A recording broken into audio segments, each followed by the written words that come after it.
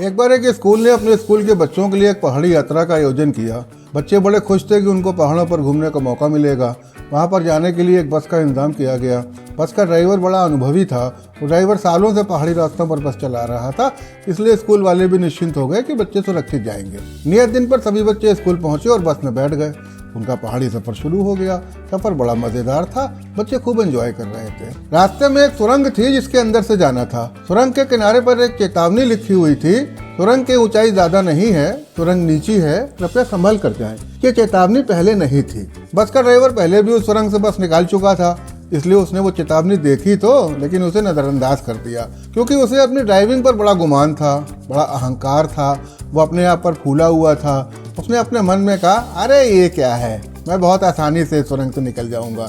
इसलिए ना वो रुका और ना ही उसने सुरंग की ऊंचाई देखने की कोशिश की और वो बस सुरंग के अंदर ले गया। अंदर जाते ही सुरंग की छत से रगड़कर बस फंस गई। इससे तभी बच्चे भयभीत हो गए कि अब क्या होगा, ये कहाँ फंस गए हम। बच्चों ने ड्राइवर से कहा कि उसे पहले ही देख लेना चाहिए था कि बस सुरंग से निकल पाएगी कि नहीं। ड्राइवर घबराया तो, लेकिन उसने अपनी गलती नहीं मानी। वो बोला कि मैं तो कई बार इस सुरंग से बस ले जा चुका हूँ।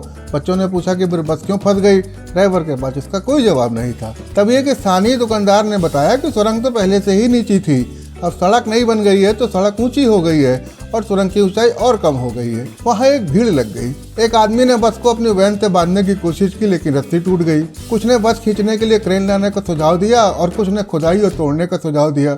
इन सब सुझावों के बीच एक छोटा बच्चा बस से उतरा और बोला, बस के टायरों से थोड़ी हवा निकाल देते हैं तो वो थोड़ी नीची हो जाएगी और सुरंग से आसानी से निकल जाएगी। बच्चे की शानदार सलाह से हर कोई चकित था और वास्तव में बस के टायर से थोड़ी हवा निकाल दी गई और इस तरह बस सुरंग में से निकल गई।